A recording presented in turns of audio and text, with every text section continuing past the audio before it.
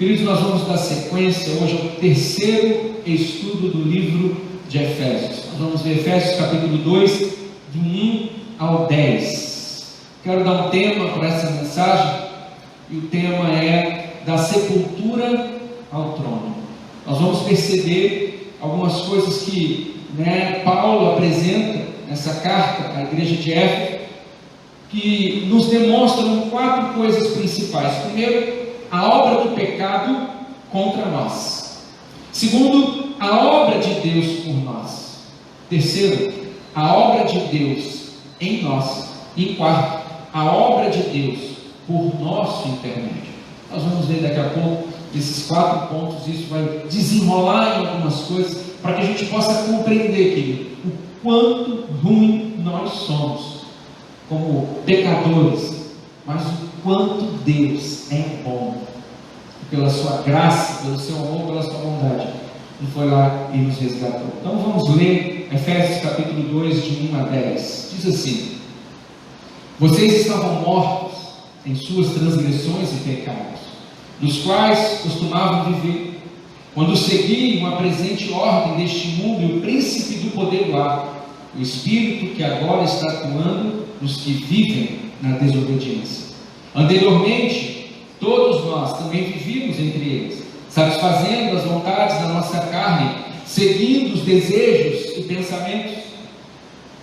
Como os outros, éramos por natureza merecedores da ira. Todavia, Deus, que é rico em misericórdia, pelo grande amor com que nos amou, deu-nos vida com Cristo quando ainda estávamos mortos em transgressões. Pela graça, vocês são salvos. Deus nos ressuscitou com Cristo e com Ele nos fez assentar nos lugares celestiais em Cristo Jesus, para mostrar nas eras que hão de vir a incomparável riqueza de sua graça, demonstrada em sua bondade para conosco em Cristo Jesus. Pois vocês são salvos pela graça, por meio da fé. E isso não vem de vocês, é dom de Deus, não por obras, para que ninguém se glorie, porque somos criação de Deus, realizada em Cristo Jesus, para fazermos boas obras, as quais Deus preparou antes para nós as praticarmos. Querido, mais uma vez, estamos aqui, terceiro estudo desta epístola, e me surpreende cada dia que estudo e preparo esse estudo, pela riqueza da palavra, para aquilo que o Senhor fez, está fazendo e vai fazer. O primeiro capítulo acentua o plano de Deus, o seu alcance diante de tudo aquilo que Ele preparou, de todo o universo até a eternidade.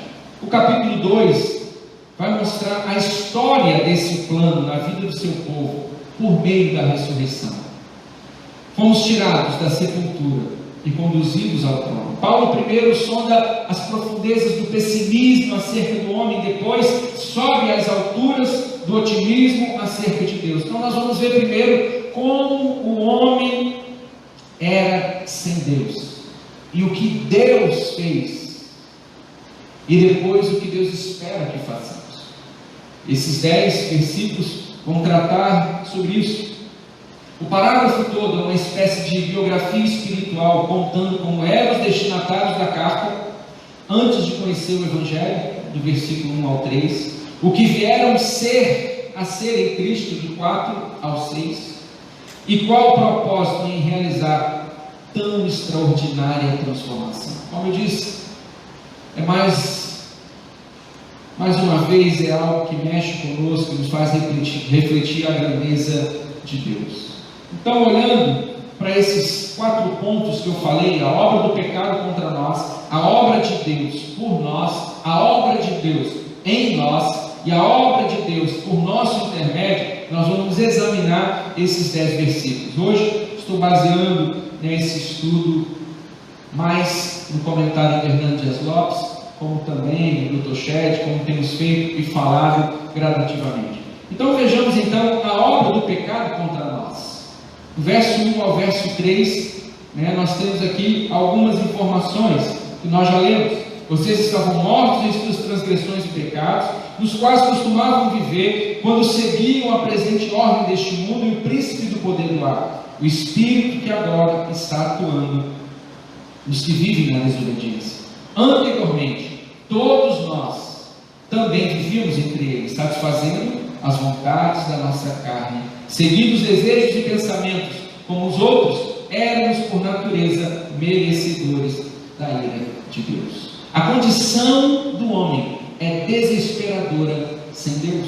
O diagnóstico que Paulo faz se refere ao homem caído em uma sociedade caída em todos os tempos e em todos os lugares. O homem sem Deus está completamente perdido. Isso vale para toda a raça humana. O pecado não é como uma dessas enfermidades que alguns pegam e outros não.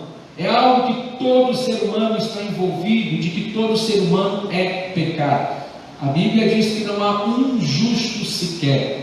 Todos pecaram e estão destituídos da glória de Deus. Todos nós somos pecadores. Não há ninguém na face da terra que seja justo. Afinal de contas, quando nós nascemos, nós já carregamos ali a maldade, ela logo realmente se manifesta. Nós temos uma natureza pecaminosa. O único justo que entrou neste mundo, viveu entre nós, foi Jesus Cristo. E por causa dele ser o único justo, ele pagou o preço, levando sobre si todas as nossas iniquidades, todos os nossos pecados. Então, nós entendemos, querido, que toda a raça humana é pecadora. O pecado é um estado, uma condição universal do homem. Paulo destaca 4 fatos dramáticos a respeito do homem antes de sua conversão. Antes de sua conversão, 4 aspectos aqui a respeito do homem. Primeiro, o verso vai dizer: vocês estavam mortos. O homem está morto em suas transgressões e em seus pecados. Antes de ver o que essa morte é, vejamos o que ela não é. Ela não quer dizer que um homem que está morto em seus pecados não possa fazer coisas boas. O indivíduo não regenerado pode levar uma vida moralmente aprovada, pode ser um bom cidadão, pode ser alguém que ama a sua família e faz coisas boas para a sua família. Uma pessoa não regenerada, ela pode ser então um bom pai, uma boa mãe, um bom filho. Mas Paulo está falando de uma morte espiritual. Antes de Cristo, o homem está vivo para as atrações do pecado, mas totalmente morto para Deus. Da mesma forma, querido, que uma pessoa morre fisicamente e ela não responde a nenhum estímulo. Uma pessoa morta, ela não tem como se comunicar, ela não tem como se mexer, ela não tem como comer nada, enfim, ela está ali e morre. Nós entendemos que uma pessoa espiritualmente morta é incapaz de responder a algum estímulo espiritual. Ela está morta. Uma pessoa então morta não tem nenhuma percepção das coisas espirituais. O que Paulo está dizendo é que uma pessoa, quando ela não tem a Cristo, ela está morta por causa das suas transgressões e pecados, e por isso ela não pode perceber e viver aquilo que Deus tem para ela. A causa da morte, como lemos no verso 1, fala que são as transgressões e os pecados. A palavra grega para transgressão é paraptoma, que quer dizer dar um passo em falso, que envolve ultrapassar uma fronteira conhecida ou desviar do caminho. Já a palavra grega para pecado, amartia, quer dizer errar o alvo, ou seja, ficar aquém de um padrão. Pecado é não chegar a ser o que eu deveria ou poderia ser. Quando juntamos essas duas palavras, tanto a transgressão como pecado, paraptoma e amartia, elas abrangem um aspecto positivo e negativo, o ativo e passivo, do mau procedimento do homem, ou seja, são os pecados da ação e da omissão. Porque muitas vezes as pessoas dizem o seguinte: mas eu sou bonzinho demais, eu não faço nada de errado. Mas se deixamos de fazer o bem, sabemos que precisamos, nós já estamos ali, omitindo, fazendo uma omissão, e estamos pecando. Quando nós não aceitamos a Cristo como nosso Senhor, nós já estamos em pecado. A palavra de Deus diz. Isso já bastaria para todos aqueles que não têm a Cristo entender que são pecadores. Diante de Deus, somos tanto rebeldes como fracassados. E como resultado disso, nós estamos mortos. Antes da nossa conversão, estávamos mortos. Romanos 6:23 vai dizer que o salário do pecado é a morte. Morte é separação. Da mesma forma que a morte separa o corpo da alma, a morte espiritual separa o homem de Deus, a fonte de vida. O incrédulo não está apenas doente, ele está morto. Ele não necessita de uma restauração, mas de uma ressurreição. Não basta de uma reforma, ele precisa nascer de novo. Então nós entendemos, querido, que uma pessoa que não tem Cristo, ele é alguém, primeiramente, que está morto espiritualmente. Segundo lugar, o homem é desobediente. Quando nós olhamos o texto, esse versículo 2 e 3, parte A, nos quais costumavam viver quando seguiam a presente ordem deste mundo e o príncipe do amor do ar, o Espírito que agora está atuando nos que vivem na desobediência. Anteriormente, todos nós também vivíamos entre eles. Paulo está dizendo, olha, antigamente vocês viviam lá, mas ainda existe um Espírito, é um Espírito que age na vida de todos aqueles que são desobedientes. Então, uma das características do homem antes de Cristo é que ele era desobediente. Há 3 forças que levam o homem a essa desobediência. Nós sabemos que é o que ainda lutamos contra isso: o mundo, o diabo e a carne. E aí precisamos ver o seguinte: o mundo aqui não é um sinônimo da natureza humana. Nós estamos falando das coisas criadas. O mundo é o sistema que pressiona cada pessoa para se conformar aos seus valores. É por isso que Paulo, em Romanos 12:2, vai nos dizer: não se amoldem ao padrão deste mundo, não entrem na forma desse mundo, não entrem nos valores desse mundo, mas transformem-se pela renovação da sua mente, para que sejam capazes de experimentar e comprovar a boa, agradável e perfeita vontade de Deus. Para mim viver a boa, agradável e perfeita vontade de Deus, eu não posso estar amoldado, conformado com os padrões desse mundo. Mas sabemos que o mundo o tempo todo nos pressiona de vários tipos. Quando nós olhamos, querido, o mundo vai tentando nos dizer que aquilo é o certo. Os valores do mundo tentam impor que aquilo que eles estão ditando é o certo, e por isso que tantas vezes chocamos a realidade que temos vivido com a palavra de Deus. Quanto mais o mundo está distante da palavra, mais choque haverá, e aí chegará o tempo da perseguição, onde o mundo vai impor de tal forma os seus valores, que o choque será grande demais. Mas entendemos que o mundo é o inimigo. O apóstolo João é enfático ao dizer que quem ama o mundo não pode amar a Deus. Tiago declara que quem é amigo do mundo é inimigo de Deus. Trata-se de uma escravidão cultural. As pessoas são escravas desse sistema do mesmo modo que os súditos eram arrastados pelos generais romanos por grossas correntes amarradas no pescoço depois de uma conquista. Nós entendemos que uma das coisas que alguns comentaristas falam nessa questão do mundo, nessa questão de viver o espírito da desobediência, eles ilustram muitas vezes o que acontecia, porque era a ideia de Paulo. Quando Roma conquistava algum lugar e aquela pessoa começava agora a ser um súdito, eles amarravam uma corrente no pescoço e carregavam como um troféu, um prisioneiro da guerra.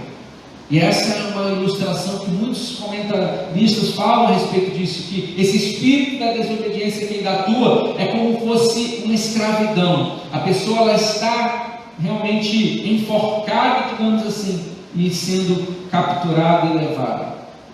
O diabo rebelou-se contra Deus e deseja que o homem faça o mesmo, desobedecendo ao Senhor.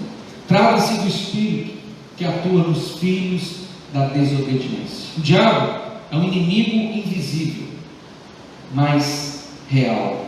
Não podemos subestimar seus desígnios. Então, se nós temos o mundo, nós temos agora a questão do diabo. Querido, muitas vezes nós não percebemos, mas o inimigo ele está ao nosso derredor. bramando como um leão, buscando a quem possa tragar. Sempre ouvi uma ilustração, né, de que Satanás é como um cachorro que está preso na coleira, e ele está lá latindo, mas ele vai te morder se você for até lá. O que nós entendemos, querido, que muitas vezes Satanás está planejando que você vá até lá, só que ele está ali com um rostinho muito lindo, ele está ali como se fosse um anjo de luz, ele está colocando uma tentação, ele está colocando uma bandeja de prata, ele está tentando fazer com que você caia numa cilada que tantas vezes não percebemos. Por isso a necessidade de estarmos orando e vigiando. Vigiai e orai. Quando nós olhamos o texto, vigiar está em primeiro lugar, porque tantas vezes não percebemos as astúcias do maligno. Querido, ele é invisível, mas é real. Sabemos que não se compara com o poder de Deus. Deus está aqui. O diabo, Lúcifer, é um anjo caído. Não há comparação, não tem como medir força. Mas sabemos, querido, que se vivermos numa desobediência, se dermos brecha, se ficarmos ali, não atentos, vigiando e orando, podemos cair numa cilada e as circunstâncias mudarem a nossa volta. Então eu tenho os valores do mundo, mas eu tenho também agora a respeito do outro inimigo, o diabo. Quando nós olhamos a palavra de Deus, nós percebemos tantas e tantas vezes o diabo montando as suas estratégias.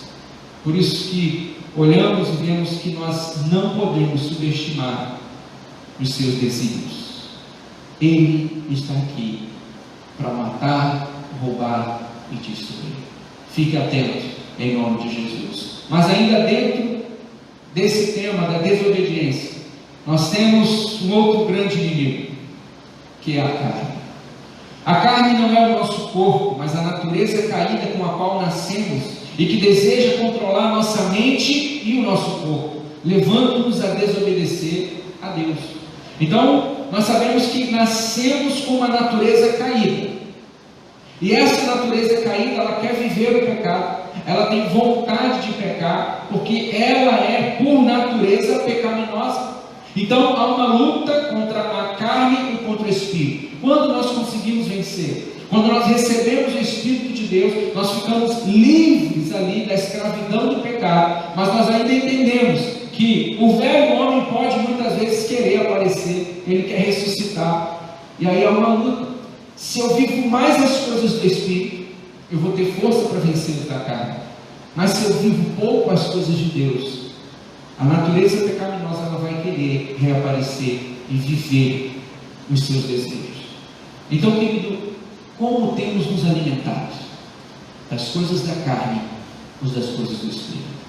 É nesse tempo de caos, querido, que você precisa ter ainda mais o cuidado de buscar ainda mais ao Senhor e de se fortalecer. O seu Espírito está ali a cada dia buscando a Deus em oração, em louvor, em adoração, em meditação da palavra.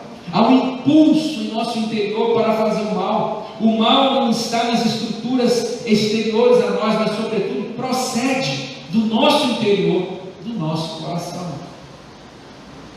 A inclinação da natureza é inimizade contra Deus. Praticamos o mal porque a inclinação do nosso coração é toda voltada para o mal. O homem não pode mudar essa natureza. Então imagine um homem sem Cristo.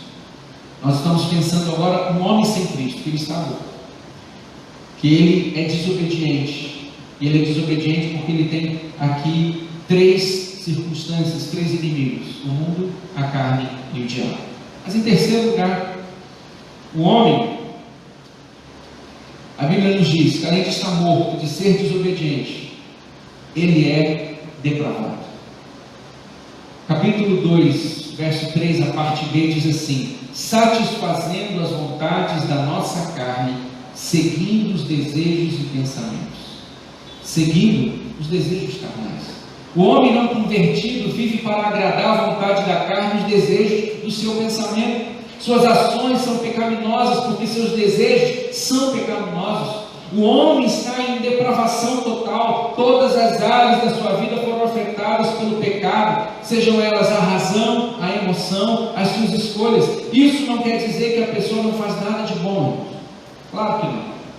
ela pode fazer o bem social, moral, ela se compadece, né, de situações que aparecem ao longo da sua vida, mas não pratica obras com um relacionamento ou com um reconhecimento de que são para a glória de Deus, e não faz com gratidão a sua salvação. Então, sim, olhando espiritualmente, as pessoas elas têm, né, o homem está depravado nos seus desejos, mas isso não quer dizer que uma pessoa ímpia não faça coisas boas. A gente sabe que faz, mas isso não glorifica a Deus e nem demonstra uma gratidão por salvação. Mas em quarto lugar, falando ainda da obra do pecado, o homem está condenado. Finalzinho do verso 3 vai dizer: como os outros, éramos por natureza merecedores da ira. O homem não convertido, por natureza, é filho da ira, e pelas obras é filho da desobediência. A pessoa incrédula não salva já está condenado, aqui nos diz João 3,18. Sem Cristo, o homem está morto por causa do pecado, escravizado pelo mundo, pela carne e pelo diabo, além de condenado sobre a ira de Deus. A ira de Deus é sua reação pessoal frente a qualquer pecado, qualquer rebelião contra Ele. É sua santa repulsa a tudo aquilo que conspira contra a sua santidade. A ira de Deus não é apenas para esta vida, mas sabemos, querido, que também para a era vindoura, para a eternidade, aqueles que morreram sem Cristo viverão essa ira eterna no inferno. Então o homem, ele já está condenado. O homem sem Cristo está morto, é desobediente, é depravado, e ele já está condenado. Esse é o homem sem Cristo. Paulo, antes de falar nova vida em Cristo, a obra de Deus por nós, ele aponta que realmente, querido, todo ser humano, ele está longe de Deus, longe da salvação, e ele não tem como ter nenhum tipo de ação. E aí, a partir do verso 4, começamos a ver a obra de Deus por nós. A obra de Deus por nós. Somos redimidos por 4 atividades que Deus realizou. Se Paulo apresenta 4 situações do homem caído, agora ele apresenta 4 atividades que Deus realizou em nosso favor, salvando-nos da consequência do nosso pecado. Paulo faz um contraste entre o que somos por natureza e o que somos pela graça de Deus. Pela natureza, mortos, desobedientes, condenados, depravados. Agora nós veremos o que somos pela graça de Deus. É um contraste entre a condição humana e a condição divina. A ira de Deus com o amor de Deus. E é impressionante, querido, aquilo que Deus fez, está fazendo e vai fazer.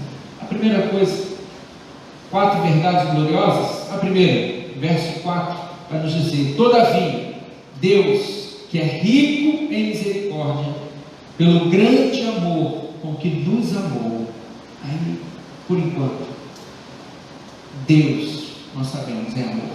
João fala isso claramente. Mas note, pelo grande amor que nos amou. O amor de Deus na relação com os pecadores transforma-se em graça de Deus. Como se manifestou esse amor de Deus? Deus é amor. Como se manifestou? Se manifestou, e nós vamos ver, em graça.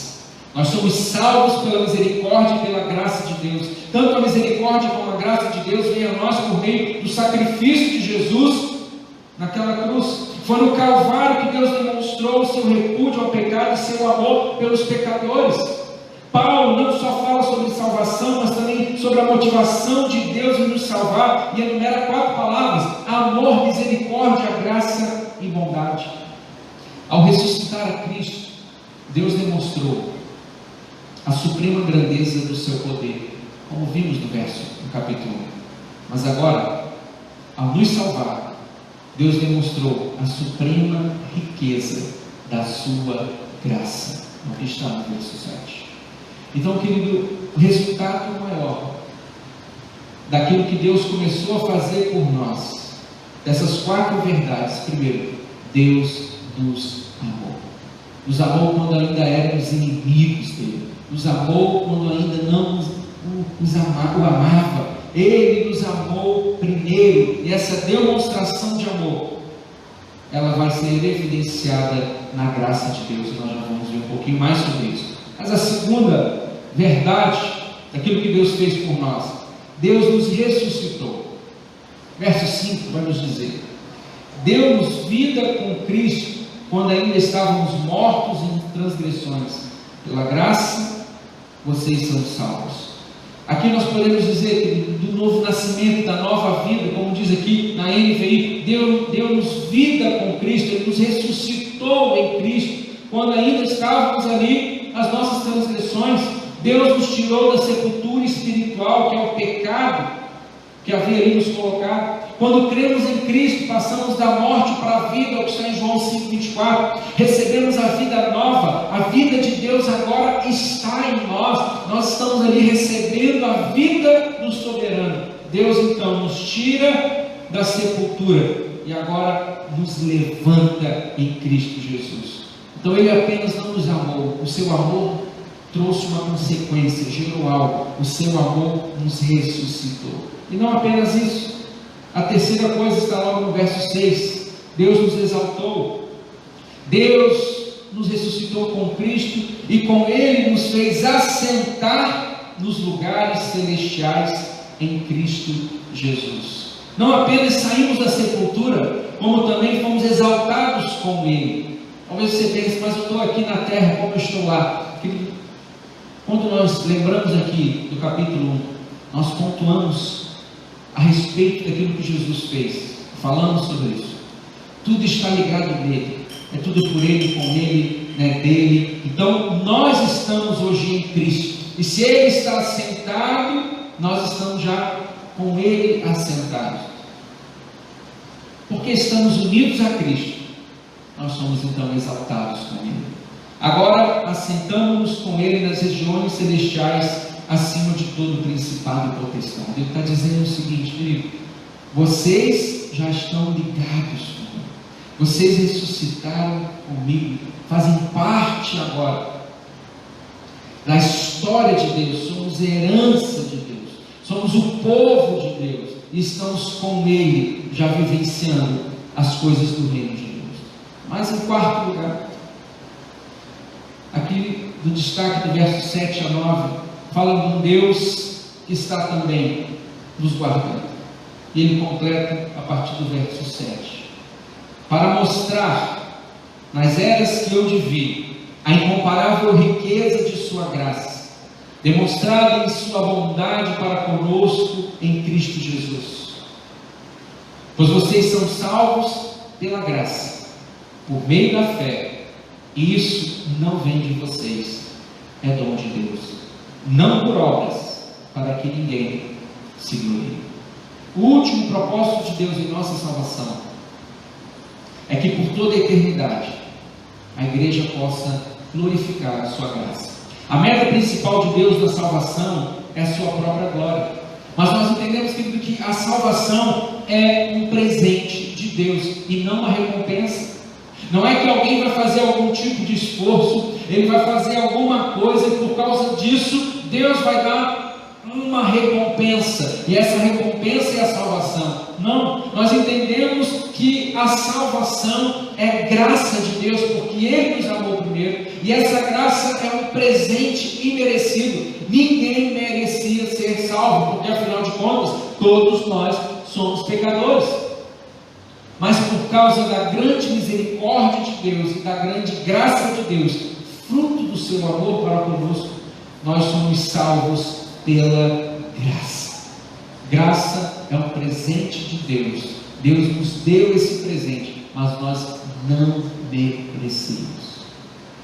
Já comentei aqui na igreja várias vezes a diferença de misericórdia e de graça, mas vou aí relembrar para você que ainda não guardou em seu coração.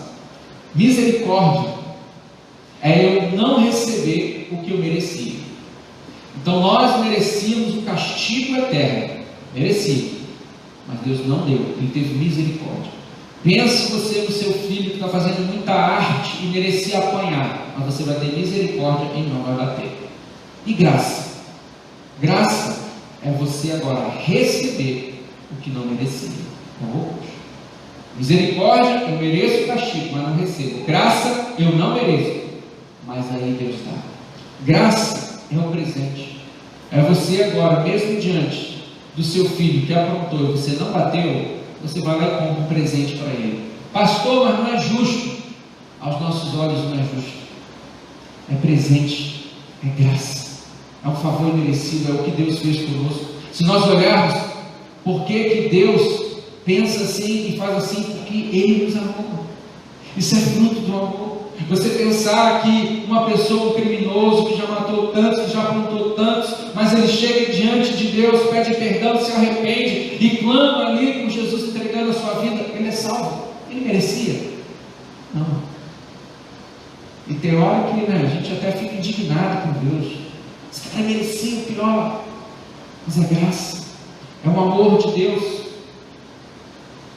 A salvação então é um presente, não uma recompensa. E Deus nos deu esse presente. Para reforçar a declaração de que somos salvos pela graça de Deus por meio da confiança em Cristo, Paulo acrescentou duas negações que se equilibram. Primeiro, isto não vem de vós, é dom de Deus. Ele está dizendo, a graça, a salvação, não vem de você, vem de Deus. E a segunda negativa de Paulo, não vem das obras, para que ninguém se orgulhe. Porque muita gente pode dizer, não, mas eu faço isso, eu dou isso. Querido, a salvação não vem pelas obras, é graça, é presente. A salvação não pode ser pelas obras, porque a obra da salvação já foi plenamente realizada na cruz de Cristo. Não podemos acrescentar mais nada na obra de Cristo. Não existe mais necessidade de sacrifícios ou rituais. Fomos reconciliados com Deus. Falando de salvação. E aqui eu abro um parênteses que muita gente confunde sobre sacrifícios e rituais, da questão da salvação com a vida cristã. Por exemplo, nós não precisamos fazer nada a respeito para sermos salvos. Jesus já fez por nós. Não é mérito, é graça. Mas a gente precisa ter algum hoje tipo de sacrifício? Sim.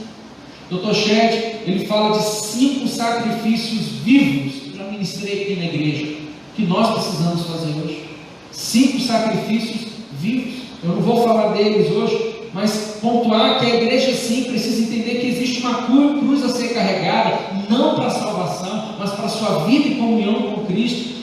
Cada um de nós precisa ver o preço de seguir a Jesus para caminhar. Um outro ponto que eu vejo que às vezes as pessoas não compreendem, eu não preciso fazer nenhum tipo de jejum, de sacrifício de jejum, porque Jesus já morreu na cruz. Querido, claro, Ele morreu para sermos salvos, Ele já nos garantiu a salvação, abriu um novo e vivo caminho, mas o próprio Senhor Jesus, ao ser ali, questionado pelos discípulos de João, por que os seus discípulos não jejuavam? Ele diz, olha, enquanto eles estão com o noivo não há necessidade, mas chegará o dia que eles jejuarão. O próprio Senhor Jesus falou. Então nós entendemos, querido, que o jejum não é que seja um sacrifício, mas é uma busca, é um abrir mão de alguma coisa para viver mais as coisas de Deus, é uma fome de Deus, é um desejo de Deus. Mas muitas vezes as pessoas colocam como fosse um sacrifício e não praticam. Mas o que entendemos, querido, que a respeito da salvação, já não há mais nenhum tipo de sacrifício ou ritual. É graça, é presente de Deus para nós. Não podemos então acrescentar mais nada nessa obra. Tanto a fé como a salvação são dádivas de Deus. A salvação é pela graça, mas também por meio da fé. É a graça que nos salva pela instrumentalidade da fé. A questão não é a fé na fé, mas o objetivo, o objeto da fé. Não é fé na fé, não é fé nos ídolos, não é fé nos ancestrais, não é fé na convicção positiva, não é fé numa igreja, não é fé numa pessoa aqui terrena, não é fé nos méritos, é fé em Cristo, o Salvador. Então, quando uma pessoa ela tem fé e ela crê que Jesus Cristo é o Senhor, o Salvador, o Filho de Deus enviado, por causa dessa fé, ela é salva pela graça. Isso, como vimos, é obra de Deus. Então, querido, nessa segunda etapa, a obra de Deus por nós nós percebemos que Deus nos amou, que Deus já nos ressuscitou, nos deu vida, que Deus já nos exaltou, já estamos com Cristo, que Deus nos guardou através da graça dele, por meio da nossa fé, nos salvando. E em terceiro lugar, nós podemos pensar um pouco a obra de Deus em nós. A obra de Deus em nós. Então a gente viu a obra do pecado, depois nós vimos a obra de Deus por nós, agora nós vamos ver rapidamente a obra de Deus em nós. O verso 10, parte A diz, não por obras, verso 10, porque somos criação de Deus, realizada em Cristo Jesus. Somos criação de Deus, realizada em Cristo Jesus. Algumas versões estão um pouco diferentes, está falando, somos feitura de Deus. Mas a palavra no grego que está aí, seja para criação ou feitura, é poema, que obviamente para nós, hoje na tradução, significa poema. O que Paulo está dizendo é, somos a obra de arte de Deus, a obra-prima do Todo-Poderoso. A salvação é a nova criação de Deus. Não criamos a nós mesmos, foi Deus que nos criou. Não produzimos vida a nós mesmos, foi Deus que nos deu vida. O que fizemos, na verdade, foi, desculpa a expressão, catingar tudo. A gente foi lá e com o pecado acabou com tudo. E aí sim, agora, Deus veio. Assim, a salvação é uma obra exclusiva de Deus, por nós e em nós.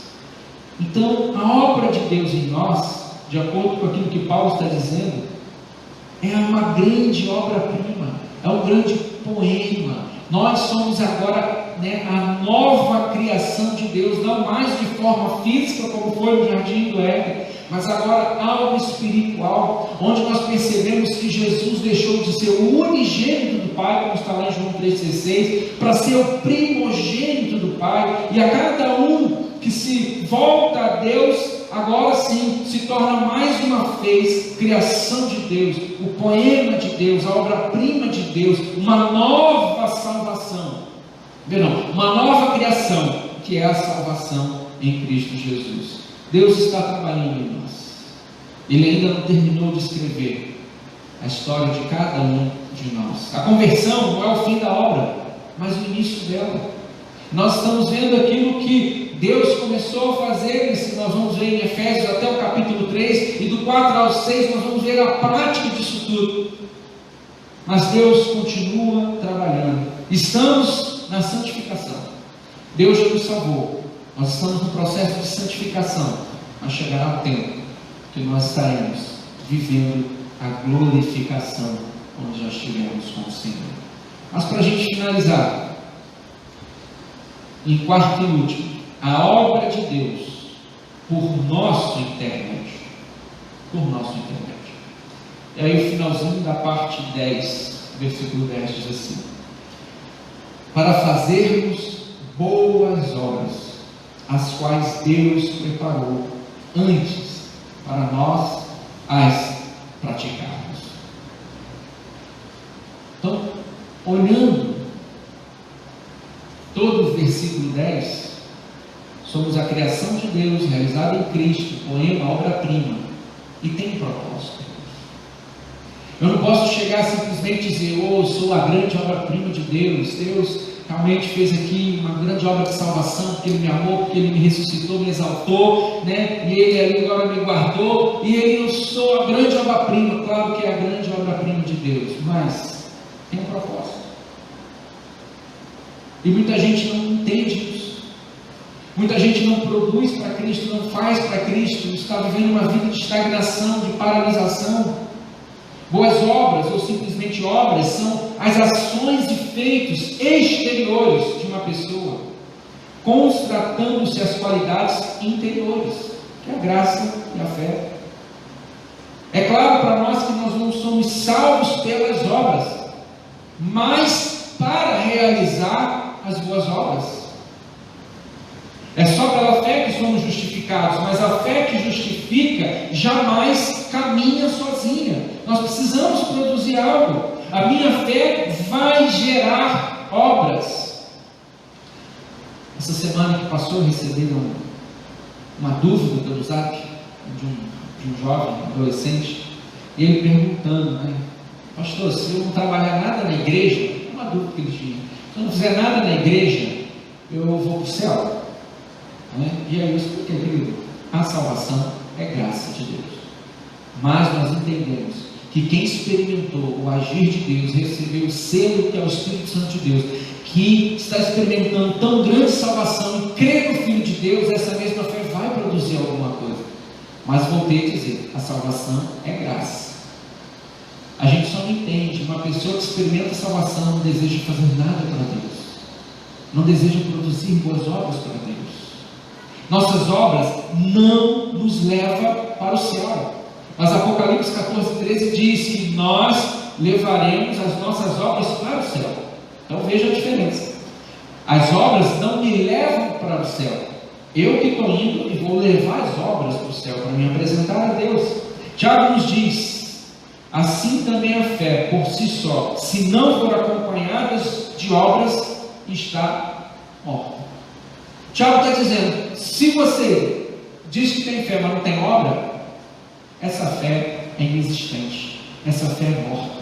Em outras palavras, ele está dizendo, eu não acredito que uma pessoa que não faz nada para Deus, que não tem nada de obras, estou falando de serviço dentro de igreja, às vezes você mesmo produzindo algo para o Senhor, fazendo suas boas obras, mas Tiago está dizendo, essa fé é morta. E aí eu gosto muito desse texto de Tiago. Eu vou ler aqui no capítulo 2, do 18 a 22, para a gente entender a linha de raciocínio do que Tiago está dizendo.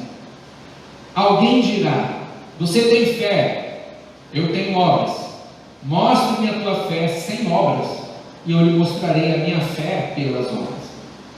E aí ele faz uma pergunta dentro do seu escrito, você crê que existe um só Deus? E aí, nos seus escritos, o intente alguém respondeu que sim, né? Ele diz, muito bem, até mesmo os demônios creem e tremem. Insensato, quer certificar-se de que a fé sem obras é inútil? O que Tiago está dizendo aqui, escrevendo para a igreja primitiva, ele está dizendo o seguinte, olha, você crê que existe um só Deus? Aí a pessoa, claro, eu creio. Isso é fé intelectual. Eu creio, eu estou crendo. E aí ele diz, muito bem, os demônios também creem. Ele está dizendo, os demônios também têm fé intelectual. E outra coisa, eles tremem. É o que nós podemos dizer que a fé é emocional, ela nos motiva, ela traz emoção para nós. E aí ele diz, insensato. O que Paulo está dizendo é o seguinte, se você tem uma fé intelectual, você tem uma fé emocional, você tem a fé que o demônio tem. A única diferença é que quando nós temos boas obras, motivadas por uma fé verdadeira e uma fé viva, isso o diabo não tem. Então, se eu tenho uma fé apenas intelectual e emocional, eu estou empatado com o diabo. Não estou falando que nós somos o diabo, tá? Pelo amor de Deus. Mas você tem a mesma fé que o diabo, porque ele sabe que Deus existe muito bem, e ele crê, e ele treme diante de Deus. Agora, Tiago diz, insensato. Você está com a mesma fé do capetão. Você tem que entender que você foi gerado com um propósito, porque somos criação de Deus, realizada em Cristo Jesus, para fazermos boas obras. Para fazermos as boas obras. E aí Tiago diz, quer certificar-se de que a fé sem obras é inútil? Por isso que ele diz que fé sem obras é uma fé morta. Então, quando nós olhamos esse texto, nós entendemos que todo cristão ele precisa produzir. E aí a gente precisa fazer uma avaliação dentro da nossa vida. Por que eu não produzo? Será que eu estou frustrado, decepcionado, amargurado com as coisas do passado e eu não deixo Deus tratar do meu coração para me reativar a minha vida? Ou será que eu não tenho mais uma fé viva e essa fé viva já não move mais nada? Eu estou morto novamente? Nós precisamos, a cada dia, avaliar, mas entender que nós somos obra-prima de Deus, criação de Deus, para fazer algo para Ele. E aí, Paulo ainda complementa, dizendo o seguinte, que as obras, elas têm um resultado.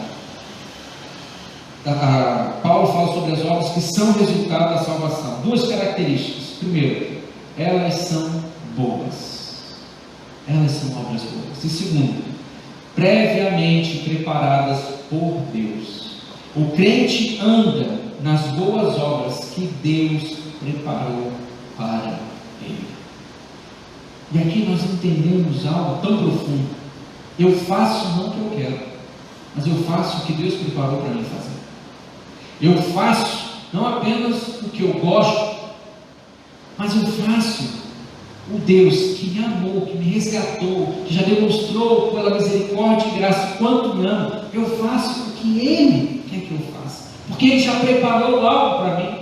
Então cada um de nós tem um lugar certo e uma forma certa de viver. Não podemos simplesmente, querido, por causa de egoísmo ou ambição, querer ser algo daquilo que Deus ainda não preparou. Às vezes Deus tem algo preparado para cada um de nós, mas a gente quer tanto aquilo que está queimando etapa, não está deixando Deus abrir as suas próprias portas e caminhos. E aí, responsabilidade sem a maturidade gera superficialidade. Quando eu assumo algo que não era no tempo de Deus, da forma de Deus, a tendência é que isso seja superficial. E obviamente, Deus já não vai estar ali. Deus preparou previamente para que a gente possa andar pelas boas obras. Olhando tudo isso, eu te lembro então, para a gente orar. A obra do pecado contra nós é grande, mas maior é a obra de Deus por nós.